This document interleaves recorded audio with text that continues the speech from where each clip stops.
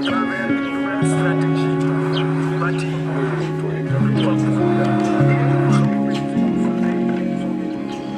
tolérable pour voir. C'est un gars qui a fait des restes. Actuellement, on voulait tout simplement attendre les résultats que la police nous donne pour savoir s'il y a des Sénégalais ou pas. Mais ce qui est sûr et certain, on sait que le bateau, c'est pas un bateau sénégalais, mais il y a 6 personnes qui sont mortes sur ce bateau. Il y avait 6 personnes. Par le commerçant Daniel, ce sera un constat effectué ici au marché de Diallo.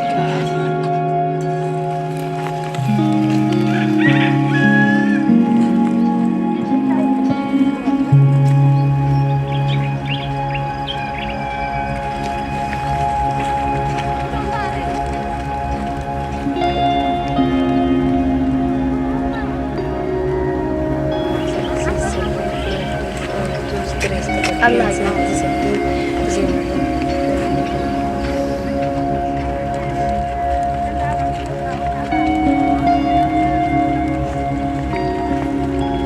damay léeg-léeg nga dem ci àll bi nga gis élèves yoo xamante ni dañuy dox ay kilomètres ay 9 kilomètres 10 kilomètres donc je pense que ni tey même moyen bu ñu ko amul war nañu mën a multiplier écoles yi. Les autorités disent qu'elles consacrent près de 40% du budget national à la formation et à l'éducation. Personnellement, je pense que c'est un chiffre politique, mais au moins si les autorités le disent, c'est parce qu'elles sont conscientes de la nécessité de mettre beaucoup d'argent pour former les jeunes.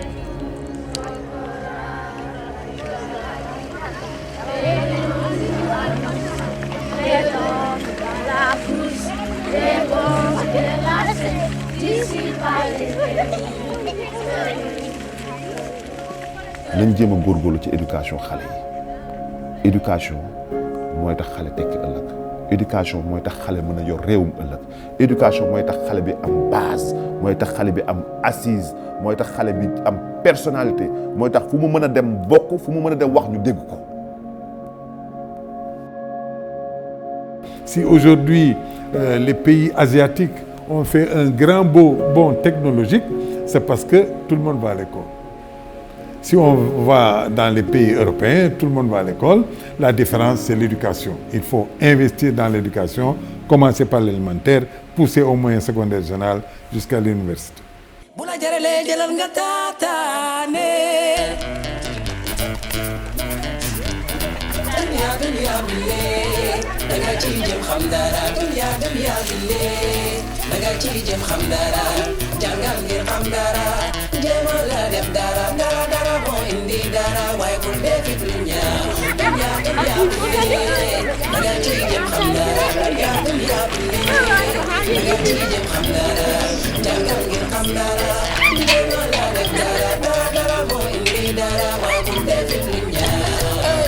xam-xam mooy njiit ci lépp lu mu doon fexeel ba gëstu ci lépp waaye xar nu xarale jàng ba ne arar moo li lay jàngale fépp war ngaa RSE bu yow analphabète tey fexe di xel xam-xam yu sa jamono ko laaj kon foow ñu xaral tey jiital sam xel ci lépp xam-xam bu daay xam-xam bu jeex xam-xam li xibaar bi di riir ñun de xam nañu ko mooy xibaar bi lay waar ñun de daj nañu ko bu guddee taxawal joxañte li seen bi di réew mi leeral hip hop Galsen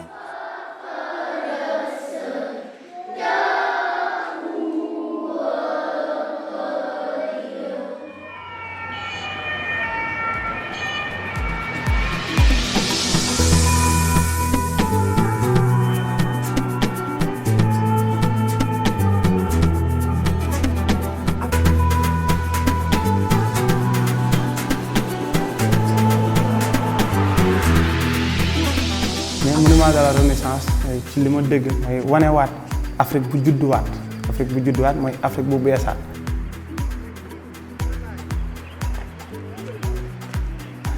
Afrique bu beesaat nag ci xam-xam la mën a jaaree fokk ñu préparé wu carrément ci xam-xam moo xam ci scientifique moo xam lu mu mën a doon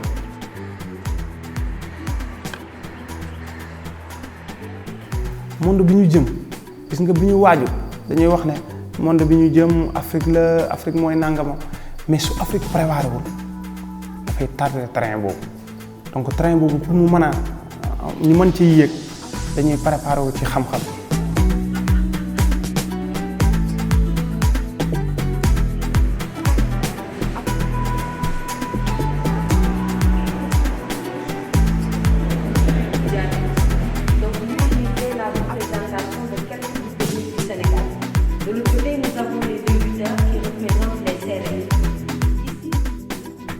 Décision immigré jafe woon nag jafewul parce que booba maa ngi Saint-Louis nekkoon sama boutique di jaay am koo xam ne benn mool bu nekk Gendar mu ne ma gaal yaa ngi bu nekk Nouadhibou mu ne ma gaal yaa ngi jógee foofu noonu di dem Espagne xalaatuma ci dara comme booba maa ngi yoroon sama boutique bu bopp am 18 ans amoon naa xaalis pour def ci donc ci ngoon gi noonu rek laa fay noonu la décision bi am.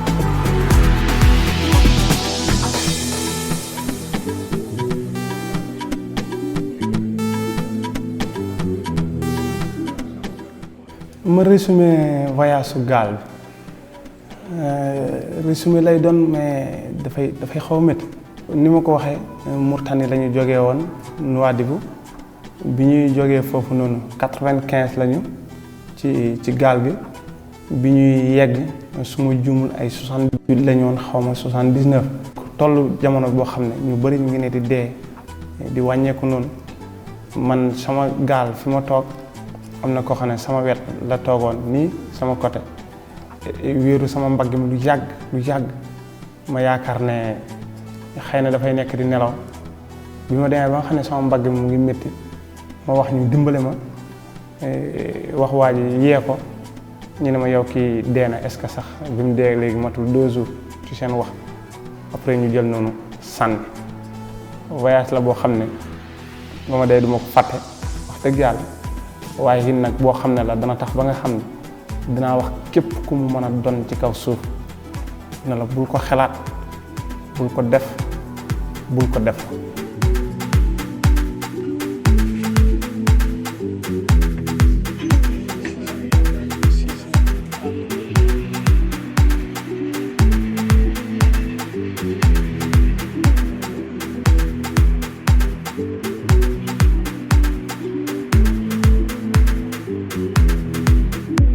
waaye en tout cas moom it yombul woon ndax da ngay wàcc ci réew boo xam ne bi nga yegsee dañ laa jël yóbbu commissariat après commissariat 3 jours de garde à vue yóbbu la seen kaso yooyu xaw ma noo ko mën a tuddee nga def fa 45 jours.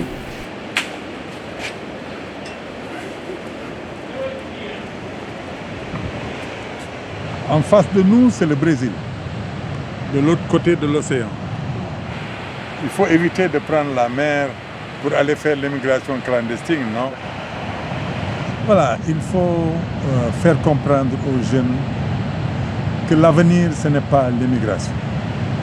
L'avenir, c'est de travailler chez soi. Mais travailler chez soi, c'est aussi aller à l'école, c'est aussi apprendre un métier et c'est aussi s'organiser autour des activités socio-économiques.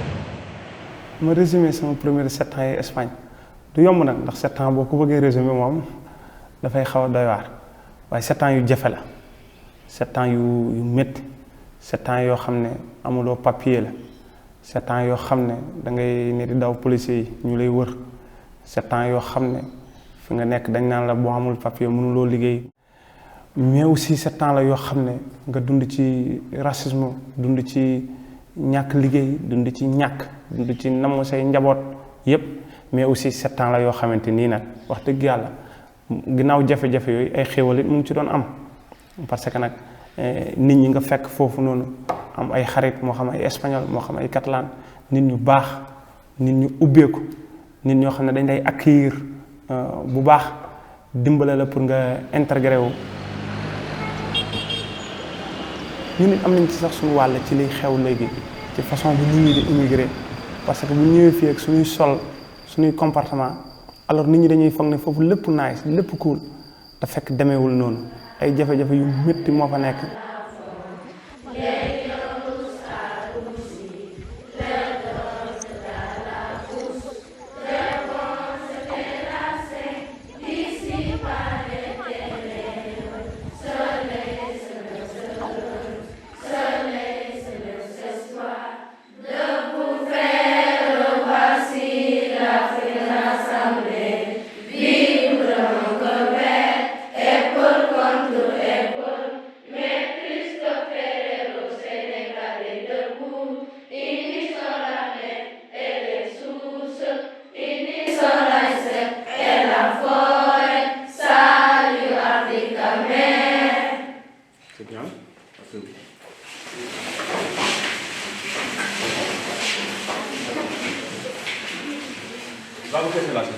D'autres fois, ici, il n'y avait pas d'école.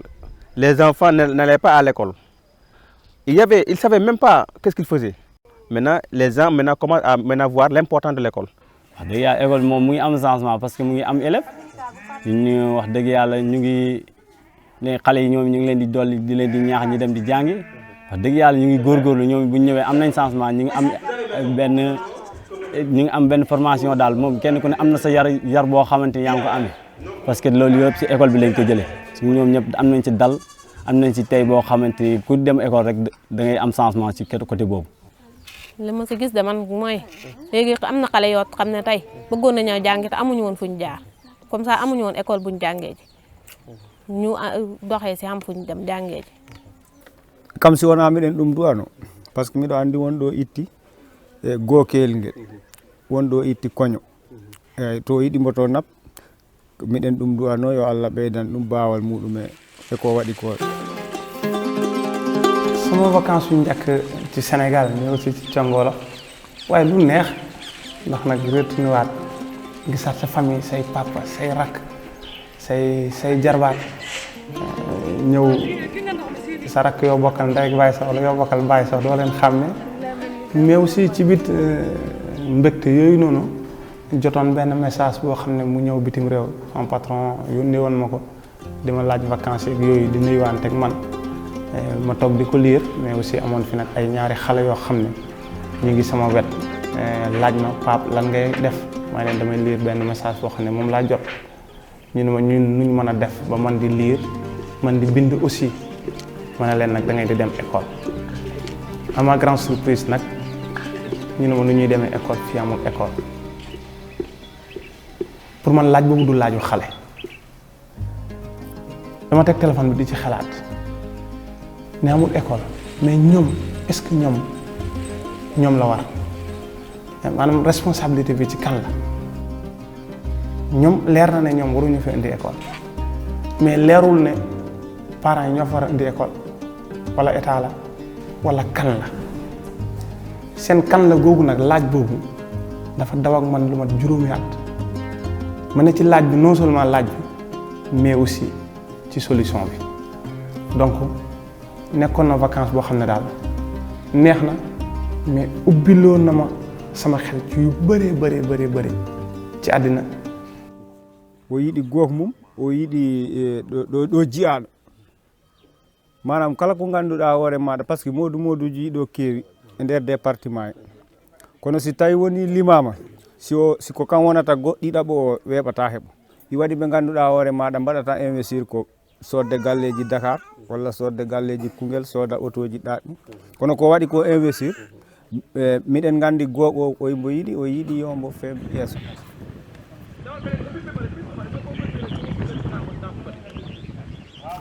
après anecdote boobu noonu ma wax ci xale yi donc idée bi foofu la jógee léegi nag 5 ans après ma nekk di ci liggéey nekk di ko xalaat bi ma demee ba nga xam ne di ko condamner aussi di ci bàyyi xel mais AETO boobu noonu AETO mooy association éducation pour tous Thiongolo nit ñu baax ci laa gisee ak waa France waa Suisse waa Espagne aussi ñoom ñëpp nag ñu créé AETO ci fi ñu nekk Suisse Espagne France permettre ñu ba nga xam ne tey su fekkoon ne man kese la mun naa maa ngi 20% ba léegi mais ak ñoom dañoo dem 100% wala ñu dem 90% dañ ci liggéey bu jéggi dayo nit ñi man rek la ñuy gis man rek la ñuy wax mais sama gannaaw am na ci nit ñu yéeme nit ñu mën a liggéey nit ñu déterminé wu ñoo xam ne à chaque fois rek ñuy ñëw di ñu fekk ci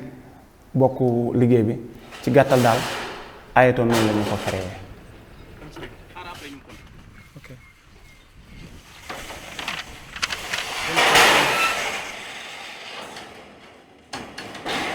J'ai entendu dire que c'est des gens engagés en Europe, en Suisse, en Espagne et ailleurs, qui appuient AETO. Et je suis heureux de savoir que c'est un de nos compatriotes qui a bien fait connaître le Sénégal, qui est un digne ambassadeur de notre pays et de notre département. góorgóorlu ba andi ay partenaires des Espagnols des Suisses yëpp andi leen sa dëkk mais ñëpp dañoo war a roy ci Pape Sarr boobu kon ñëpp dañ ko war a roy dama bëgg ñi roy ci Pape Sarr ku nekk bu ko defoon defe naa ne Sénégal day dox. Mais Aeto est une structure qui est là, qui investit sur l'éducation des jeunes, qui a compris que la jeunesse africaine a besoin d'être changée. Parce que, comme les gens le disent, si on n'est pas en mesure de changer nos jeunes à travers l'éducation, si on ne peut pas éduquer, socialiser nos enfants à travers ces écoles modernes, il y aura un problème. Nous avons un faible taux de scolarisation, encore une fois, 52%. Et le rôle de Aeto, justement, c'est d'aider à élever le niveau de scolarisation. Et ça aide et la population et l'État du Sénégal à la fois. Welcome to the English class. Good afternoon. Good afternoon. How are you?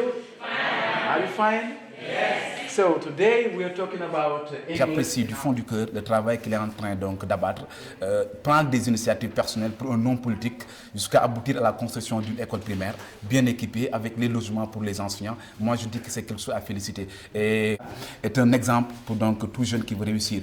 Se dire qu'aujourd'hui je peux avoir quelque chose pour moi, mais me battre aussi pour avoir quelque chose pour ma localité encore mieux. Donc je donne ce conseil à tous mes élèves, à tous les élèves, battez-vous pour quelque chose pour vous, mais battez-vous aussi pour votre localité. C'est ce que Pape Mor Sarr est en train de faire et ce que Aeto est en train de faire et nous sommes vraiment ravis de lui.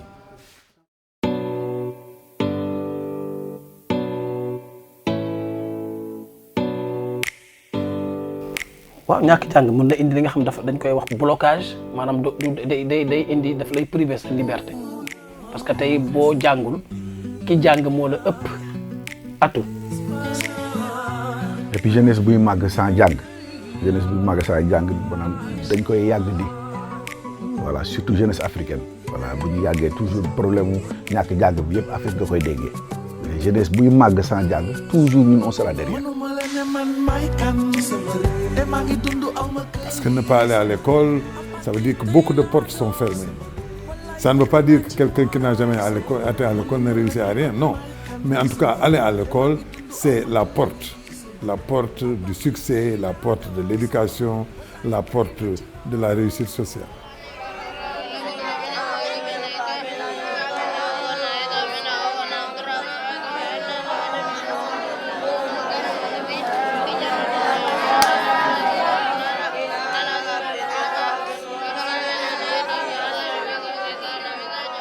école alxuraan yi wala daara sax nag laa koy mën a tuddee soo ñëwee suñ kër ñaari daara yi nga xam ne ñoo nekk ci biir kër gi bokkut ak yeneen kër yu ndaw yi mais ñaari daara yi nekk ci biir kër gi da nga ko fekk lu ma 12 xale yoo xam ne école la ñu nekk suñu wàccee ñu ngi ci daara.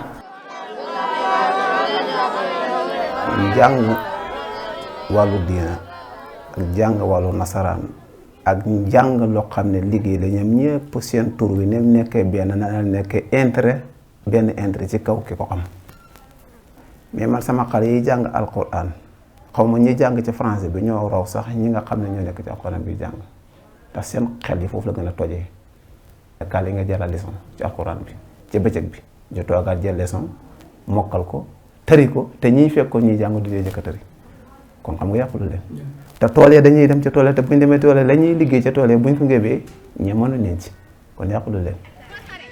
gaaw leen su ngeen xoolee fii nii ba heure bi jot tamit c'est votre affaire ñun su ñu nekk parce que.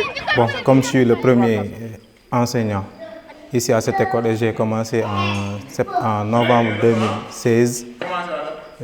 Bon, j'étais celui-ci, je suis venu dans un nouveau monde, un monde qui ne connaît pas l'école étrangère, à savoir l'école française. Bon, les premiers jours c'était très, très difficile parce que j'avais devant moi un effectif de 134 élèves que je devais conduire pour le CI. Bon, les enfants, eux, ils aiment l'école, mais le parent peut-être avec un déficit de moyens, il peut retirer son enfant. C'est un problème. Jusqu'à présent, il faut sensibiliser d'abord, sensibiliser encore les parents là. Il y a des gens qui sont conscients que l'école a des avantages, mais parfois il y a des gens là, ils ne comprennent pas. Mon fils, non, à l'école non, ils ne connaissent pas. Il faut qu'il y ait des gens là qui leur sensibilisent, qui leur parlent de l'importance de l'école. qui est écrit en bleu pour la consigne. Qu'est-ce qu'on vous a dit? Mais souvent, les gens pensent que l'inconvénient de l'école française, de façon l'école occidentale, c'est de changer les enfants. Ils vont perdre leur valeur culturelle et religieuse pour devenir pour épouser en tout cas d'autres valeurs. Or, aujourd'hui, dans ce monde actuel, où on est dans un monde globalisé, on ne peut pas ne pas être instruit. loolu moom dama jàpp ne loolu ku koy wax moom da ngaa jàngul rek ki jàngul moom moo xamul njëriñu njàng waaye ki jàng moom xam na li si njëriñ si njàng ak njàng li muy jëriñ loolu moom ki jàngul lañ koy wax. ɗo ɗo gonɗen ɗo ɓe ɓuuri yaakor jangde français koko majjinta e koko naɓata yimɓe ɓe to ko wona diina ko toon hakkillaji yimɓe ɓe jaari kono si tawi no woni no ɓe paami jangde français nde takata neɗɗo won ko wona diina meɗen mo gonɗe no ɗum fof ko wasgol ngol koko tongumi ko tan ko wasgol ngol andu ko wasgol ngol andu addi ɗum fof ko ƴeftugol ɓe naɓato ɓurana to dayiraji gonɗi e ladde he walla gonɗi e teruji ɓe jangga ɓurana ɓe jelo ko ɗum nden yiyande idiga ko ɗum taki ko nden yiyande ɓe ɓuuri e topito ko ɗum addi ha sukaɓe rewɓe ɓe ɓurata heew e école aji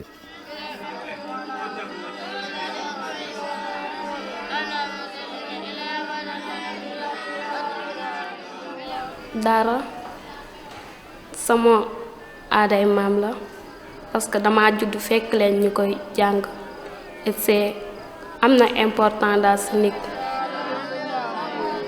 ndaxte sooy julli alxuraan moom ngay wax ak dalay gunge ci sa àdduna loolu moo tax ñuy jàng daara français c'est important mais daara aussi c'est plus important waaw 5 heures lay jóg jàng daara ba 6 heures ma teel gune yi ñu tari après ma wàcc dem dimbali sama yaay ci ay raxas ak bale yoon ak i fóot yoon waaw cere bu mu lan togg sama yaay bu waree togg damay togg cere ak sama yeneen yaay itam bu ma amee jot dem toggaleen cere itam dama la ñuy toggal waaye du fekk de chaque jour laa koy def ndaxte cere nu ngi koy toggee da ngay jël sa temps te école bi moo tax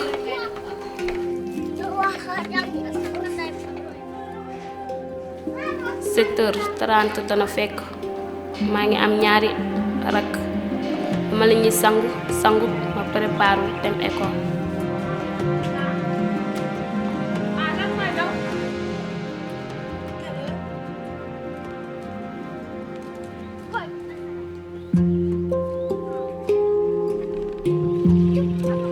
waaw su may préparé dem école damay kontaan ndax école bi daa am importance ci man.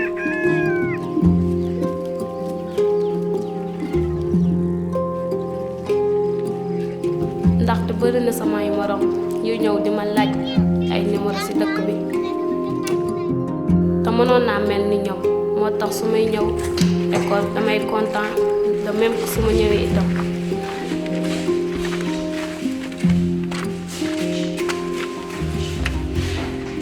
su ma jàngee ba pare maa ngi bëgg doon docteur dimbali nit ñi ndaxte faj am na important fekk doomu aadama bu feebar nga jàppale ko ba mu am kàttanam wéram loolu baax na ci nit su ma jàngee ba am li ma bëgg daal maa ngi bëgg doon docteur faj ñi nga xam ne nii am neen feebar te ma mën kaa dindi dinaa ko dindi ci ñoom.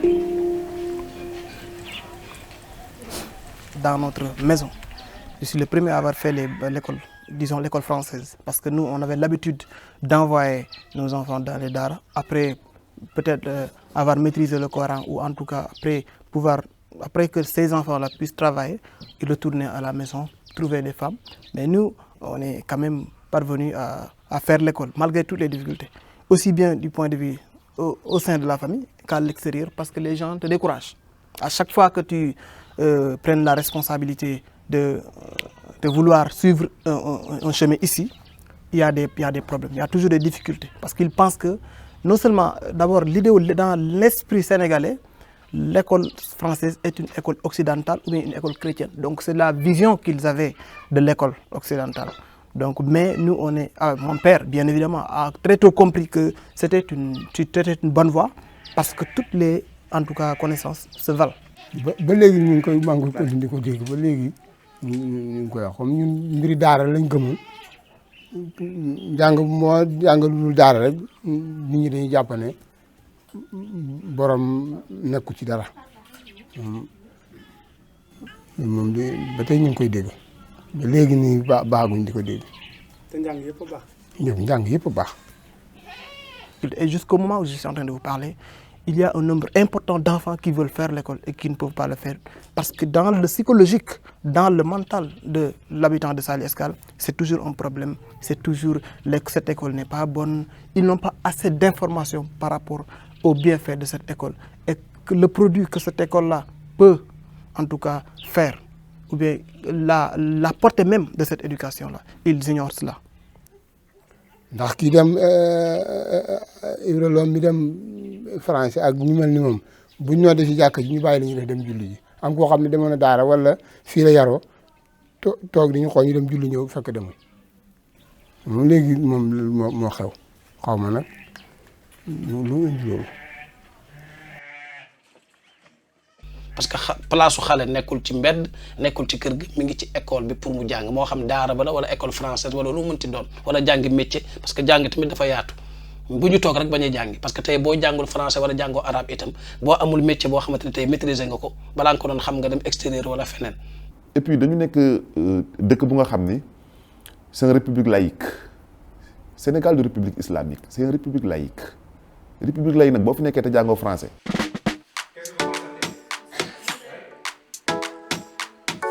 suba bu ne buñ jàngee ba ñibbi dina dem daara jàngi ji fa ay heure après ma dem to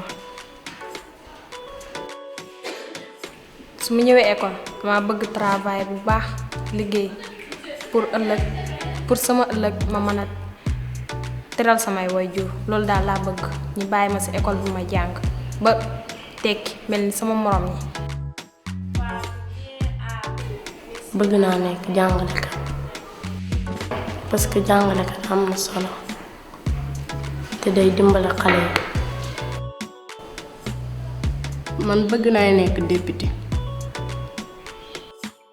nu ma am intérêt ci politique ma dimbale ma wàññi jiw gi ndax ñu bari ci lii leen jaar jàng ba fexe def seen xel tam ci li ñuy jàng ba fexe mën a dem uti beneen liggéey mën a teddal say waajur man daal loolu laa bëgg. ëllëg su ma demee ba jàng ba tekki ba pare samay études yépp pare lépp lu ma war a def pour am ko docteur laa bëgg a dem defi. bëgg naa nekk président walla lu fort daal pour ma dimbali samay waajur ak samay doom.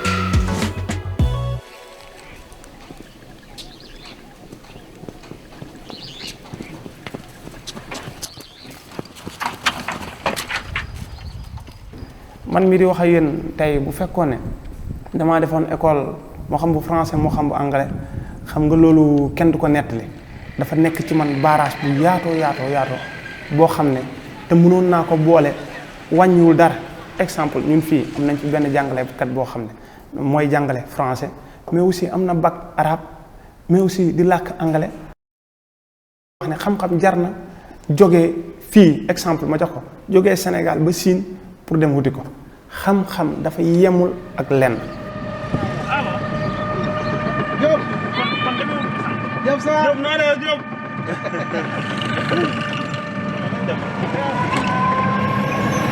Salaamaaleykum sëñ Babacar Thier ma ngi tey ça va bien. Hey ndaw bàyyi nga ma de waaw baax na. Koungheul xam nga moom mooy sunu ville ñun mooy sunu Dakar donc lépp Koungheul lay xewee. moo xam inspecteur ci wàllu éducation yi moo xam yi nga xam ne moom la ñuy liggéey yëpp matériel yi ñuy liggéey yëpp pour bañ a wax yëpp wala 80% matériel yëpp Koungheul lay jógee moo xam suuf bi moo xam ciment bi moo xam lépp Koungheul lay jógee.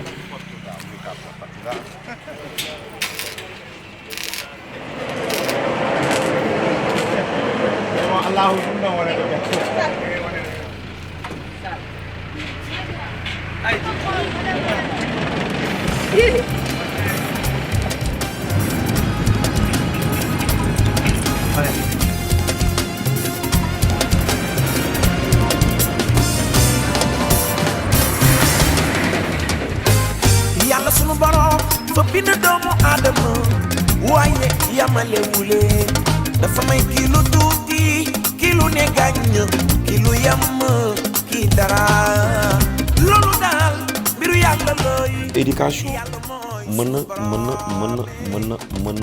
na dominer pauvreté waaye pauvreté mën na dominer éducation ndax tey bu fekkee ne amoo ay moyens pour jënd bic amoo ay moyens pour jënd kay amoo ay moyens pour lekk éducation mooy base u réew ndax éducation mooy andi développement ci réew. kii lu ne gàññ kii lu yam kii dara loolu daal. école moom ñu si dugg moom léegi instant yi fi ñu toll nii du cadre moyen rek si ngay duggee bu dee fekkee si moyen ngay duggee te moom daanaka jarul dugal si doom yi si école parce que xale yi léegi suñu boppam ñoom daanaka seen moyen yëpp ñoom si njàngale yi mën a génnee. man la loolu moom su ma gis-gis ma loolu amul parce que boo demee bay jàng boo xool ne éducation ak pauvreté boo loo am rek mën nga kaa duggee si école parce que man bi may def sama entrée en sixième sama yaay daanaka moo fi gënoon a toog ba may seet waaye lim am la def rek bay la dem jaay ñëw inscrire ma jënd yeneen bagage rek ba mën a dem jaay. Moi je me dis que ni pays loo pauvre waruloo ñàkk école village lu mu sori waruloo ñàkk école condition yi lu ñu métti waruloo ñàkk école ndax école boobu moom mooy construire ëllëg mënuñu àgg foofu mais damay lancer appel ci ñi nga xam ne ñoo ŋànk réew mi ñu jiital loolu. Bon, en tant que sociologue, moi je dirais que l'éducation et la pauvreté sont deux corollaires. Donc c'est des éléments, en tout cas, de cause à effet, on peut le dire. Dans une communauté, quand il n'y a pas assez d'hommes éduqués, il y a tout un problème pour pouvoir non seulement subvenir à leurs besoins quotidiens, mais aussi pour réfléchir sur les questions d'intérêt économique pour pouvoir changer cette communauté-là. Sans éducation, il y a pauvreté. Pauvreté et manque d'éducation, c'est des termes qu'on ne peut pas dissocier. Parce que tout simplement, construire un État, c'est parvenir à avoir donc des citoyens qui sont bien éduqués, qui ont la formation qu'il faut, qui leur permettent donc d'affronter les défis du siècle. Je peux vous raconter une anecdote. Mon père me disait toujours, nous on est déjà pauvres. On est dans une situation déjà très compliquée. Il ne faut jamais abréger tes études justement pour nous aider. Parce que tu vas t'enfoncer toi-même. Donc il faut continuer tes études. C'est à toi de prendre ton destin. C'est aussi la haute technologie. L'éducation, c'est la porte pour sortir de la pauvreté. Nous avons 74% de notre jeunesse qui a moins de 30 ans. Imaginez que cette population n'aille pas à l'école. Et l'impact, c'est que nous avons 63% de notre population qui est pauvre. Et c'est dû en très grande partie au fait que c'est une population qui n'a pas été à l'école. Donc les chances de succès et de réussite sont faibles. Les activités s'arrêtent à l'agriculture, à l'élevage, également à l'économie informelle. Et ça, ce n'est pas pour faire développer un pays. Même un agriculteur aujourd'hui et un éleveur doivent aller à l'école pour pouvoir faire de sorte que l'agriculture et l'élevage soient développés, assez développés, n'est-ce pas, pour produire mieux et plus au bénéfice de notre pays. wàllu mbay mi man nag moom laa xam parce que nag ci baykat yi ci laa dëkk mais nga ñëw fii dafa mel ni baykat am na yenn endroit yoo xam sax.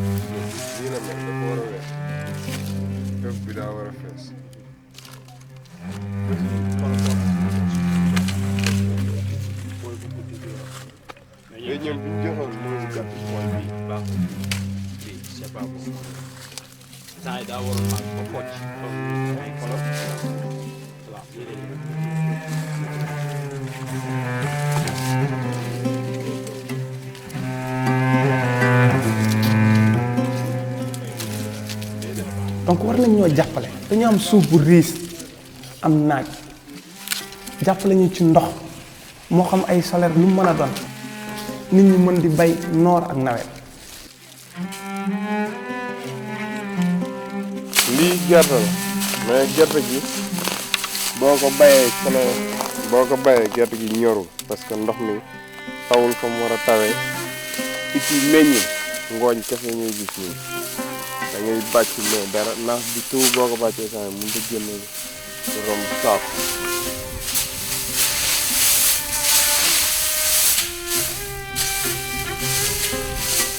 nga immigration beeg ndakaaru gu xat geeg ñëpp fii lañ leen mën a freiner état moo ci mën a jàpp dimbale ñu ci mbay mi mais dimbale ñu ci yoon yoo xamante ni dana faciliter ba li ñuy bay mën koo génne mais aussi dimbale ñu ci électricité permettre nga xam ne li ngay nekk di bay dana am foo ko mën a denc du yàqu mais aussi tracteurs yi.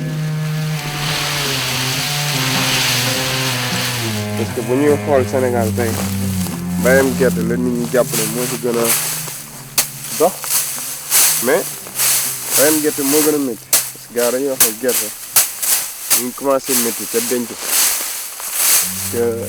la gerte commencé métti mais ñun am na nag côté yu mu am dëgg parce que ñun suñu côté fii gerte amul dara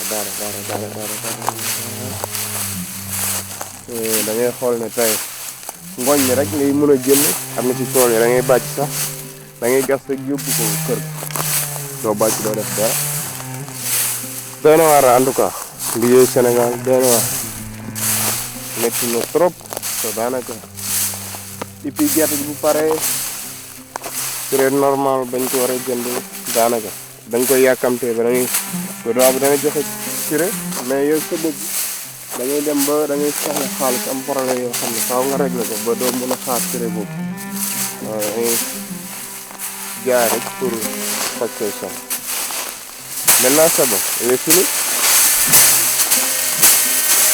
maintenant c'est fini.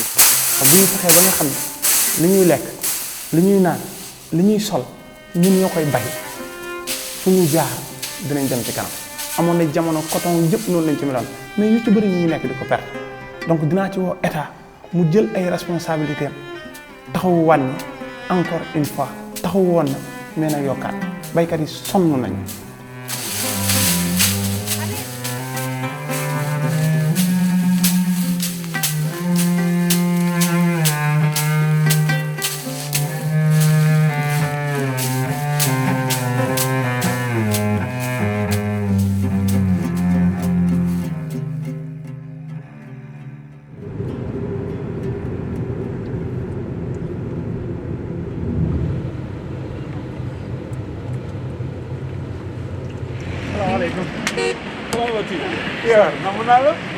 Merci beaucoup.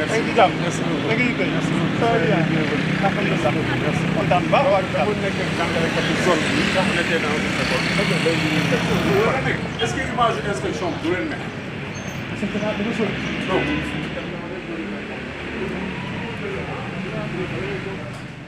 J'avais écrit une lettre au préfet du département de Koungheul, à l'inspecteur d'académie de Kaffrine, qui sont nos autorités de tutelle, pour leur dire qu'ici, dans une zone où il y a encore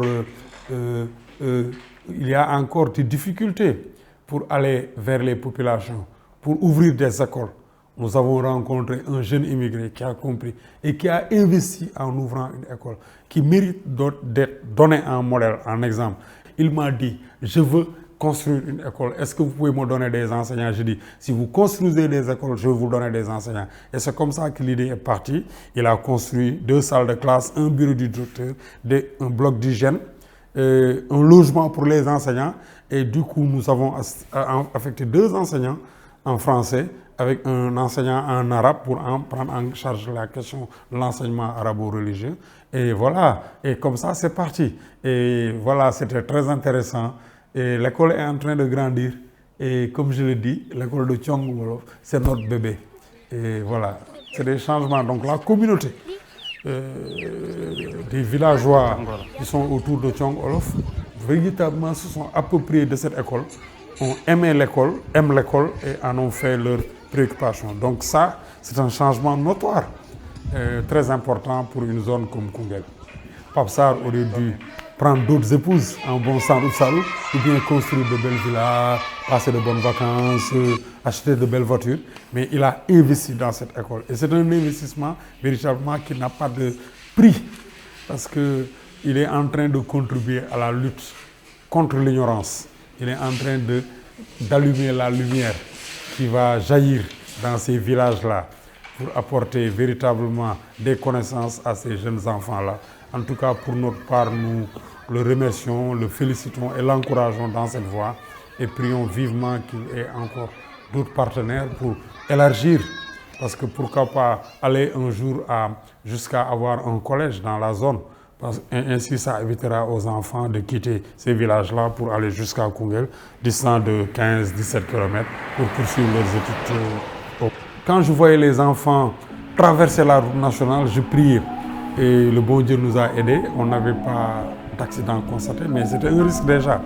Il y a des enfants qui traversaient des clairières pour aller dans des écoles distantes jusqu'à 4-5 km.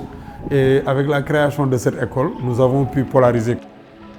Et ils ont compris que c'est une école de la communauté, pour la communauté, par la communauté, dans la communauté. Ils ont véritablement pris en charge.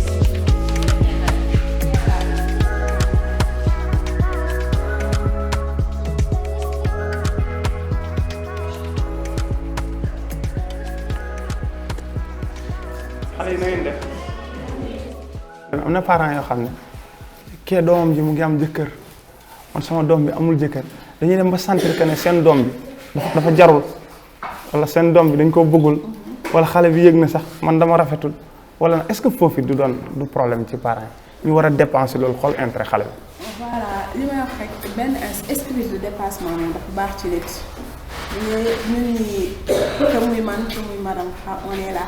benn instant bi nga ne da ngay optimiste da ngay am vision da ngay am ay projet da ngay am ay rêve tey jii sooy neex na nga dem say di voilà nii la mais tey jii am na lu ko dàq fam nga dem tey jii au moins yow li ñu naan boo defal say waadi sax nga teggi leen coono yi defal nit da ngay xam li nga bëgg man tey jii dama nekk école dugguma école pour dugg ni jàng benn laps de temps dem dama dugg école damay viser ëllëg man école bii ma jàngat ëllëg lan laa ci mën a doon ëllëg lan laa mën a def bu boobaa nag xale bi moom si boppam na xam ne man lii laa bëgg a def bu boobaa nag bu ñëwee di la proposé am na yenn yoo xam ne bu boobaa man yaay suñu jiwulee sax am na seen kër man yaay man kat damaa bëgg a jàng ba ñu mën a waaye damaa bëgg a jàng bu boobaa ñoom bu ñu amee xel bi dinañ la yow di kat nii dafa bëgg a jàng.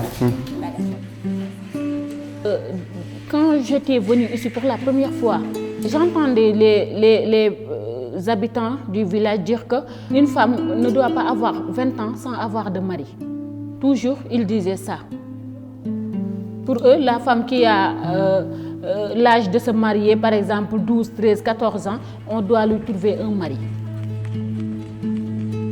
Une petite fille, par exemple, une jeune fille de 12 à 13 ans, elle tombe enceinte, elle a des difficultés. On peut perdre la vie.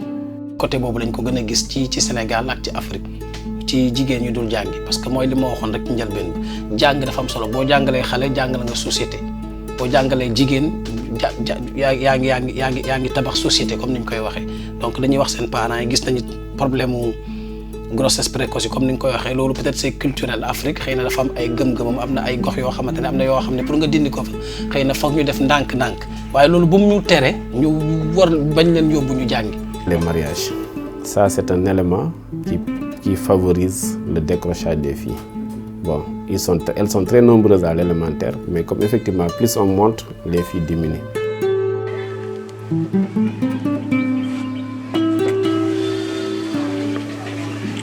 Vous êtes une fille, vous êtes élevée dans une communauté Wolof, dans une communauté Alpulaar ou bien dans une communauté Socé. Vous voyez en tout cas que les conditions de vie de la famille ne sont pas réunies. Votre papa peut vous donner un mariage espérant y gagner quelque chose en retour. Ou vous-même, vous pouvez être influencé par vos pères, par vos sœurs qui ont déjà été données en mariage, qui ont eu des enfants. Mais vous n'avez pas cette chance-là. Vous pensez ne pas avoir cette chance. Vous pensez que le seul salut, c'est de trouver un mari et de partir.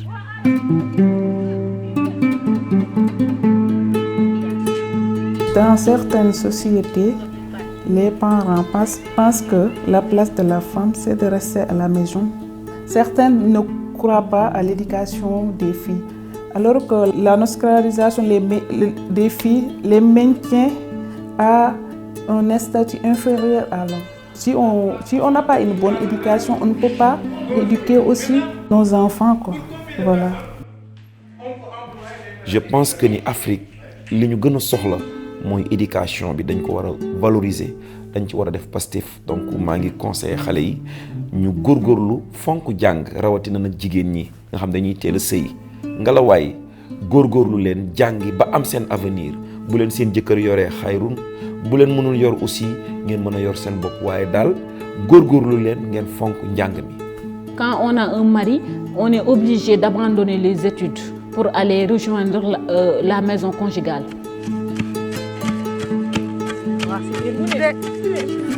damay conseiller aussi jëkkër bi nga xam ne nii moom moo takk xale bi war a mën a jàppale xale bi. Même si le mari donne du temps à sa femme pour qu'elle étudie, tôt ou tard, la femme va abandonner les études. Parce que, par exemple, quand elle tombe enceinte, c'est pas facile de venir à l'école et avoir un bébé.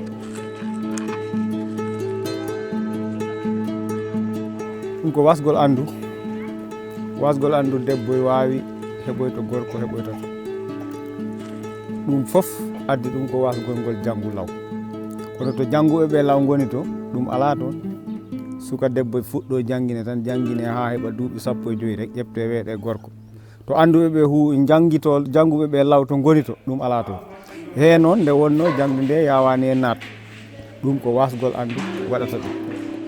damay wax seen parents yi daal loolu moom man ànduma si parce que man moom xam naa damaa dem ba def 3e ñu maye ma waaye nekk defuma mariage précoce parce que damaa yéex a dugg école loolu moo tax waaye léegi da nga fiy gis ñoo xam ne CP la ñu wala CI ñu ne am neen farangoro. loolu moom rafetlu wuñ ko loolu moom ñu ngi koy ñaawlu bu baax a baax loolu moom rafetul parce que xale moom bu tollee si jàng rek comme nangu naa jàngi moom na continuer jàng rek mooy gën si moom waaye xale yi dugg si jàng ba pare nga naan da ngay génn di leen di maye. loolu moom normal te moom wax dëgg yàlla moom maa ngi daal. yaay bi bu doom bi amee fukki at ak juróom benn jàpp fukki at ak juróom ñaar fitam dootu dalati li muy bëgg mooy débarrasser wu si xale bu jigéen bi may ko jëkkër. Les parents vous retournent la question. Vous nous avez dit de ne pas marier nos enfants tout de suite. Mais imaginez une fille qui était à l'élémentaire, il était chez lui, dans sa famille. Il quitte l'élémentaire, il va au collège. Le collège n'existe pas dans son village, il est obligé de partir dans un autre village. Si on ne lui donne pas un mariage, elle va là-bas, elle se donne à un autre qui peut amener des grossesses et des complications. Donc ça, c'est un déshonneur pour la famille. Et les parents parfois préfèrent arrêter les études des filles que de les laisser aller dans d'autres collèges.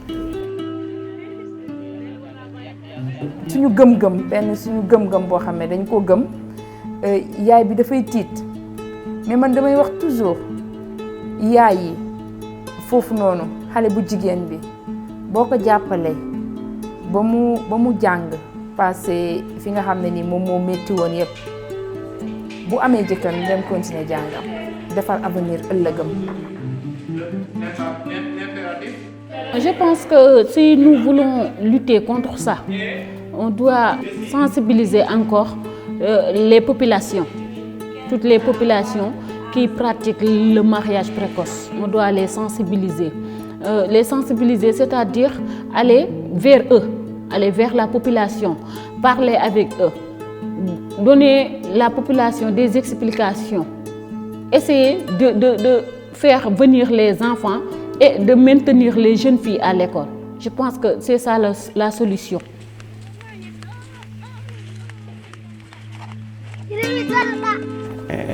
jàpp nañ ne moo doon jafe ci école yi mooy mariage précoce yi mooy aussi xale yi nga xam ne ñu ngi bandone école yi moo xam difficulté la moo xam lu mu mën a doon yi nga ak métti wu mu mën a doon ñàkk gu mu mën a doon jafe-jafe bu mu mën a doon su taxee nga bàyyi école bu suba jafe-jafe boobu moo lay war ba illaa yawmi diin mais non seulement mu war la mais dafay waraale ci say kaw njaboot. Thiongou Wolof a changé de physionomie sociale parce qu'il y a beaucoup plus d'enfants qui vont à l'école. On le doit à Pape Sarr, mais ce qu'il faut soulever aussi, et qui a un impact important, le fait de développer l'éducation fait aussi qu'il y a beaucoup de jeunes filles qui vont à l'école. Ça empêche le mariage précoce, ça empêche les grossesses précoces, et ça réduit la mortalité maternelle et infantile. On ne mesure pas assez l'impact de l'éducation. Donc, au niveau de Thiongou Wolof aujourd'hui, on sent la différence par rapport aux autres villages. Il faut renforcer les efforts qui sont déjà consentis pour l'enseignement des filles. Et on s'est rendu compte, au vu des derniers résultats, que les filles font de meilleurs résultats que les garçons, de plus en plus. bu fekkee yow ku góor ki jàng nga wala yaa ngi liggéey parce que dañu wax ne góor bi dafa war a jàngi jigéen bi dafa war a jàngi léegi pourquoi góor bi dem jàngi continuer di jàng ñëw takk xale bu jigéen bi ñu ne ko bàyyil sa jàng yow nga ñëw xel waru ko mën a nangu. Le message que je dois lancer aux jeunes filles, je sais que pour les dire d'aller étudier et continuer leurs études, aller jusqu'au bout.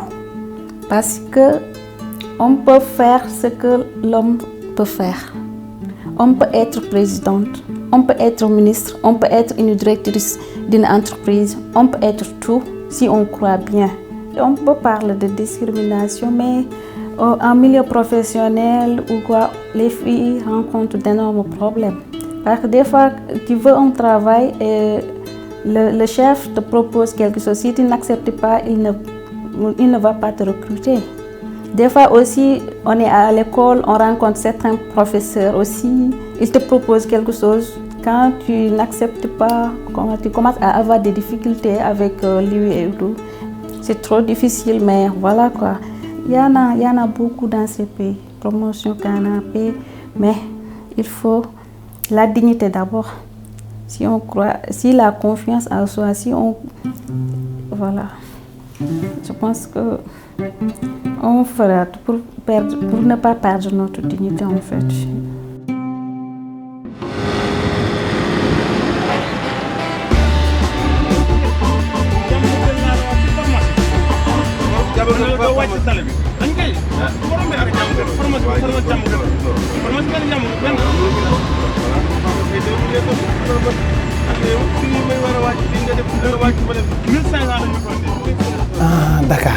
Dakar moom ab monde boppam la.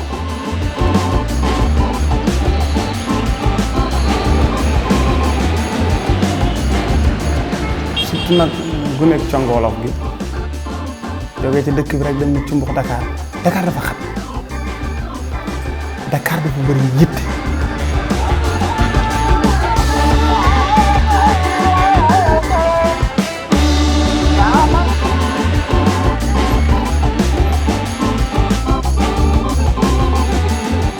tax na ba nga xam ne su ma duggee Dakar 5 heures du matin 6 heures jóg naa balaa maa tëdd ay 1 heure ay 2 heures la nekk di daw.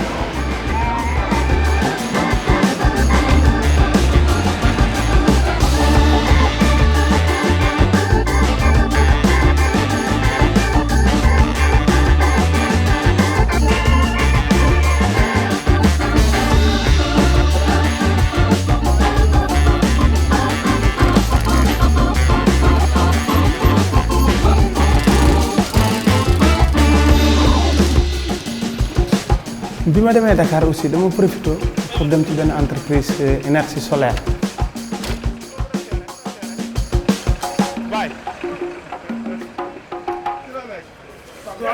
parce que dañ ma contacté woon waa ji ku yàlla baaxal dama yónnee dara sa trésorier bi ndeysaan yónnee ko 150 000 léegi nag bi ma retourné waatee Dakar ma ne xaaral ma dem fa sant ko gërëm ko ndax geste boobu noonu wax dëgg yàlla te kenn demandé wut ko ci sa à ma grande surprise encore ban na ma est-ce que yor ngeen foofu lumière ma ne ko non installé guñ ko ban na ma léegi dama lay jox matériel nga yóbbaale soo demee installé ko mais ngan di panneau solaire boo xam ne batterie bi régulateur onduleur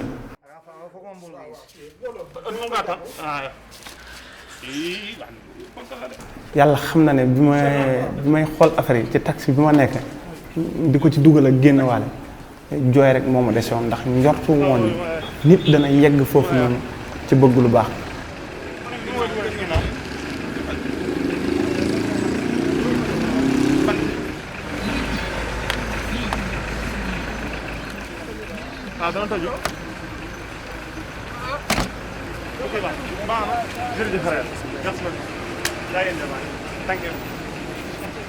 moo doon première entreprise ak unique entreprise sénégalais boo xam ne moo def loolu mais geste bi dafa rëy ci samay bokk mais rëy ci àddina bi aussi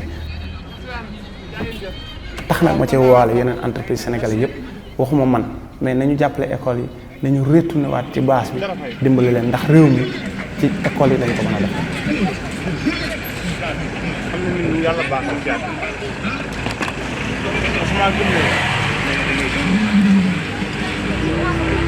nit dina def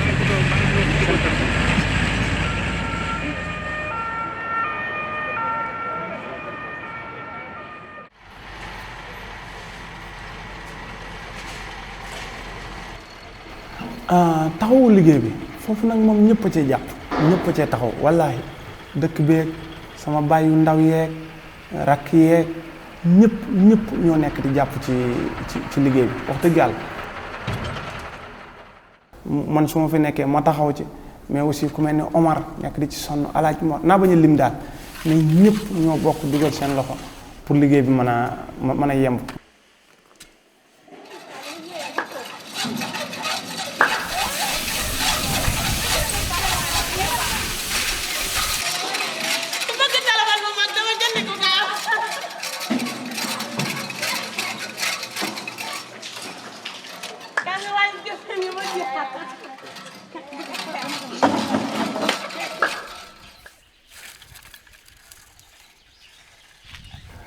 ndox mi yegg si fii dafa nekk benn noyyiwaat wala ñaari noyyiwaat wala ñetti noyyiwaat am nañu forage bu nekk Yamam conga di ci naan mais dëkk yu bari di ci naan boobu dañ koy sante kilifa yi wax dëgg yàlla état nag ci boobu ndax dafa nekk loo xam ne bi mu yeggsee kenn mënul imaginer dayoo bi mu am njëriñ li mu am suñuy jigéen ci teen yi ci root yi ñu nekkee woon jigéen ñaa ngi doon perte seeni ëmb jigéen ñaa ngi ci doon feebar mais aussi ndox mu ñàkk a sell kenn xamul woon lan la ñu doon niru ndax ci teen yi la ñuy yendu ndax ci ndox mi la ñuy yendu coono boo xam ne ak wéradi goo xam ne la nekkoon di jur moo tax bi robinet yi yegsee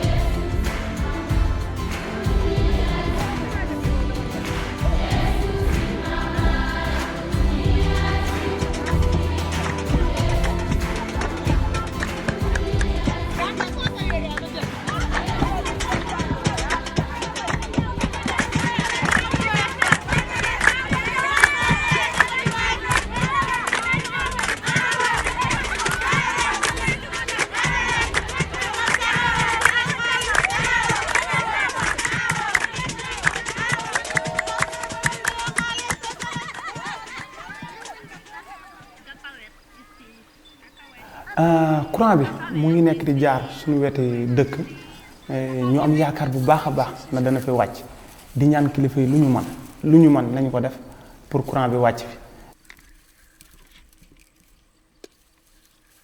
La lumière, elle est indispensable à la vie de l'homme aujourd'hui, surtout avec l'enseignant qui travaille la nuit pour corriger les devoirs des enfants, pour préparer les leçons du lendemain. Tout ça, on n'a pas de lumière, on n'a rien, on utilise nos téléphones pour voir. mais xale yi ci dëkk bi mun a des fii nii mën a jàng soudeur mën a jàng leneen ba nga xam ne bu ñu bëggee liggéey fii wala keneen bëgg liggéey fii ñu mën ko defal seen bopp te yooyu yëpp nag bu amul courant doo ko mën a def moo tax courant bi dafa tellement am solo comme ni ko ndox mi amee ñu ngi ñaan kilifa yi ñu jàppale ñu ci ñu mën ci am mais yeneen dëkk yëpp it mun ci am.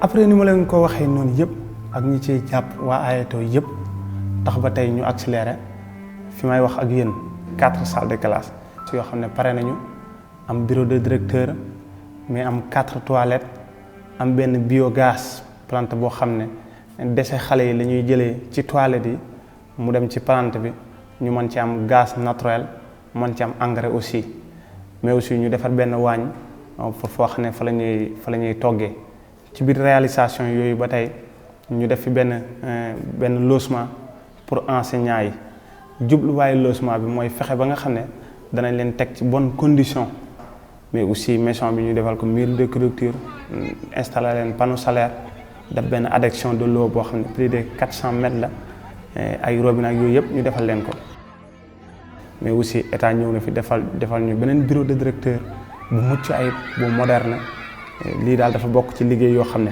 dañu ko liggéey ba pare.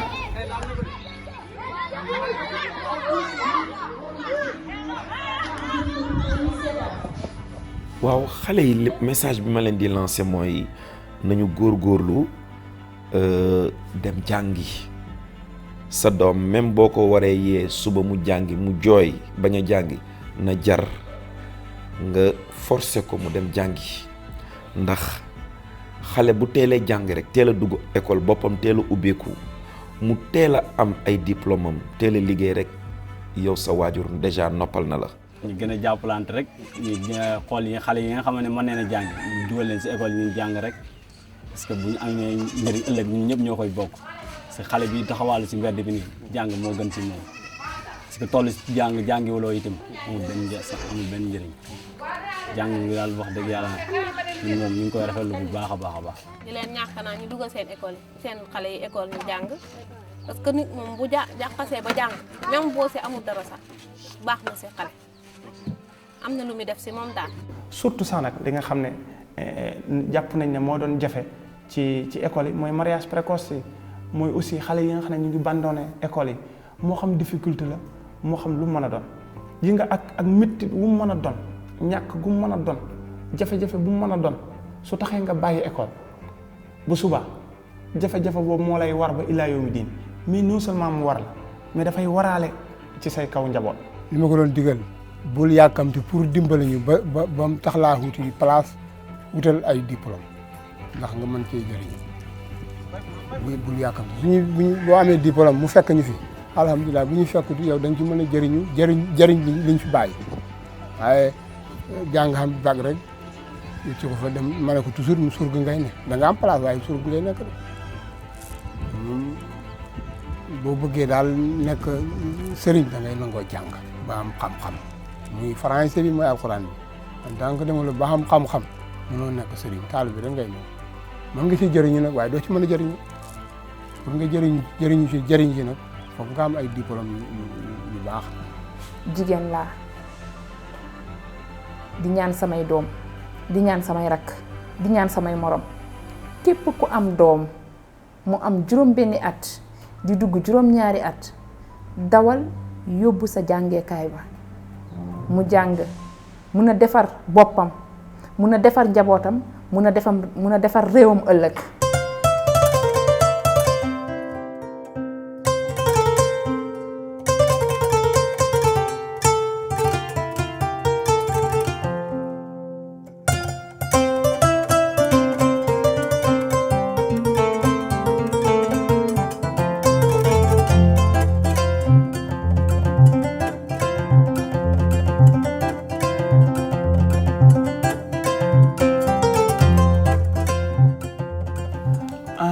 ëllëgu suñu école wala ëllëgu école Sénégal xëy na damay tuuti sax pour man di ci wax mais ñoo ngi yaakaar ëllëg bu yaatu nag ëllëg bu leer ñu ngi yaakaar état dugal ci loxoom parce que fu mel ni conga xale yi suñu paree tey war nañoo dem ci yeneen école secondaire mais aussi continuer ko ba lycée continuer ko ba université foofu nag dañuy soxla état jël ay responsabilité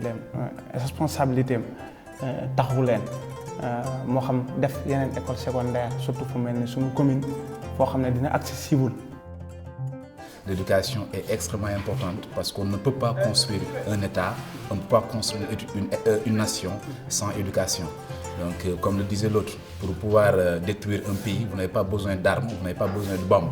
Il faut tout simplement détruire son système éducatif.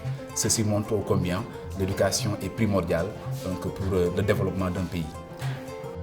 Si les Africains ne font pas des efforts pour élever leur niveau de formation, d'éducation, d'autres, qu'ils soient japonais, chinois, et vous avez vu avec quelle agressivité la Chine attaque maintenant le continent africain pour lui prendre absolument tout, jusqu'à ces terres que les Chinois louent pour faire une agriculture pour leur population restée en Chine. Tout cela fait que nous jouons peut-être en Afrique notre dernière chance pour rester propriétaires de notre continent et ne pas être nécessairement des employés, des prolétaires sur notre propre continent. Le rôle de l'école de jeu sur la société, c'est de stabiliser les réew. L'école, day tax réew dox. L'école, dina tax fépp foo mënta dem ci àdduna nga bokk ci doxinu àdduna bi jàng cim réew dara ëpp ko solo mën nga def lépp lu nga xam ne war nga ko def en tant que jigéen mais du tee da ngay jàng donc nañ leen bàyyi ñu jàngi ngir avancement réew mi réew bu amul njàng du dox ndax du am xam-xam bu amul xam-xam mënul dem. Le taux de scolarisation des filles augmente maintenant. Dans les écoles, les filles sont les meilleures. Elles sont nombreuses maintenant. Même dans les universités publiques ou privées, elles sont nombreuses là-bas. Elles commencent à relever le défi en fait. Maintenant, voilà. C'est le moment ou jamais. C'est quoi? C'est le moment à ressemble quoi? De prendre notre part du gâteau. ma ne ndaw Afrique yi nga xamante ne problème mu jàng à chaque fois dañuy seetlu ne Afrique la lañ koy woowee Afrique rek lañ koy tudd donc voilà européens yi ñoom ñu ngi attelé wu ci seen jàngum xale yi parce que xam nañ ñu ëllëg ci biir donc voilà avenir xale yi avenir demain xale yi ñoo koy gérer donc ñun tey africains yi bis bu ñu demee ba jàngaluñu suñuy doom toujours dinañ nekk ci nooteel toujours dinañ ñu gérer toujours dinañ nekk derrière. donc te loolu problème la boo xamante ne ñun ñëpp ci war a ñëw taxaw pour loolu mën a deñ. te jàng mooy mën a tax réew yeewu jàng mooy mën a tax kenn du la mën a manipuler tey gis nañu ñu ngi ci jamono xaralay internet da nga gis ñoo xamante ne lépp lu ñu dégg ci rajo bi wala ñu dégg gis ko ci télé bi rek dañ koy gëm waaw donc boo jàngee di nga mën a am critique xam lan moo yenu maanaa ak lu ko yenuwul donc juste pour dire que jàng daal mooy tax a xam te boo xamee kenn du la nax te jàng boobu boo ko xamee dina mën a dimbali aussi bien ci sa bopp ci sa famille ak ci sa réew en général donc jàng moom moo nekk à la base de tout.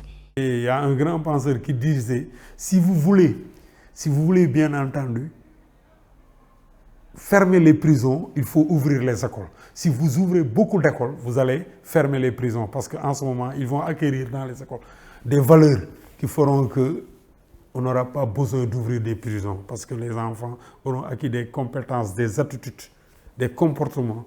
Donc, entre autres, voilà, un rôle important par rapport à l'école pour la jeunesse.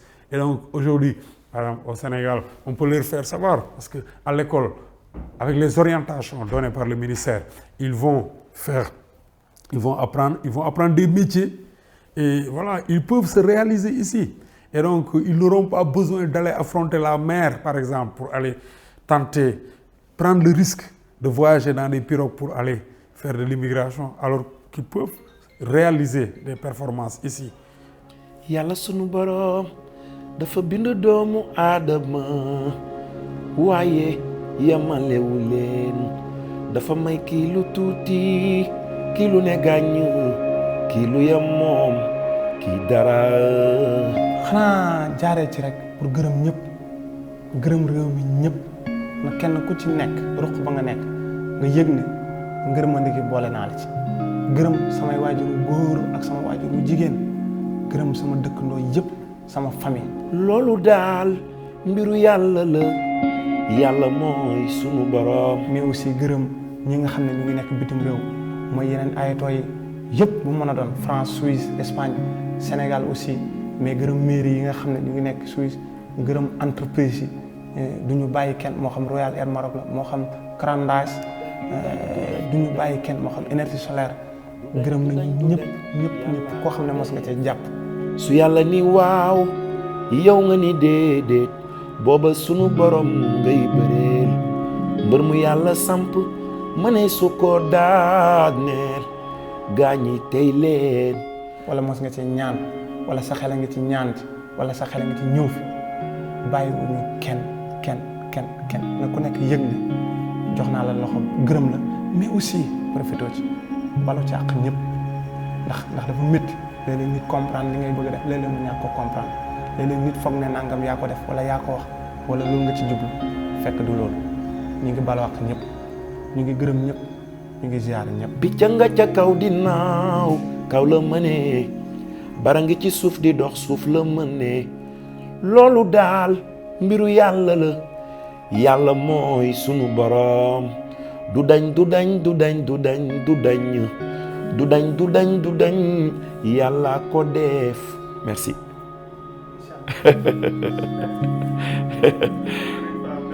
Merci.